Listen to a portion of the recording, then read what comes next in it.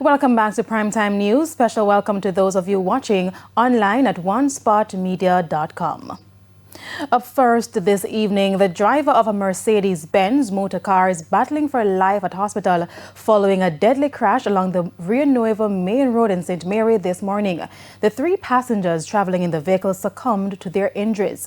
But as you'll hear in this report, Port Maria Mayor Fitzroy Wilson believes the National Works Agency should take some of the blame for the lives lost.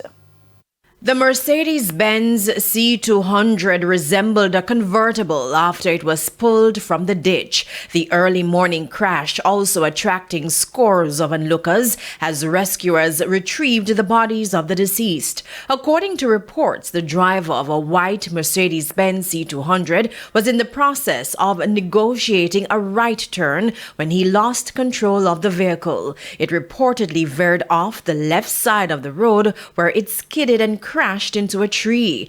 Based on the mangled remains of the car, it is clear that speeding was a factor. 3 male passengers, Kenroy Fung, Brandon Nelson, and Romario Gray, died from injuries sustained from the crash. The driver is said to be in critical condition. Even as the police investigate the circumstances leading to the crash, Mayor of Port Maria, Fitzroy Wilson, strongly believes the National Works Agency, NWA, must be blamed. I'm putting this accident squarely at the feet of the National Works Agency and their inability to affect the necessary precautions that need to be put in place. The road signs, the proper road sign, the proper road markings.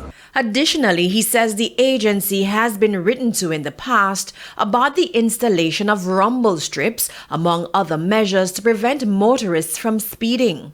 The Rio intersection where the gas station is, I think it needs a traffic light. But based on the terrain, 2 hills coming down on the flat, we would need something to automatically slow the vehicles that is coming down and then regulated by the lights. These recommendations have been made several times. The mayor is also urging motorists to be cautious on the road. This is the 2nd road fatality in the area in weeks. Janella Precious, TVJ News.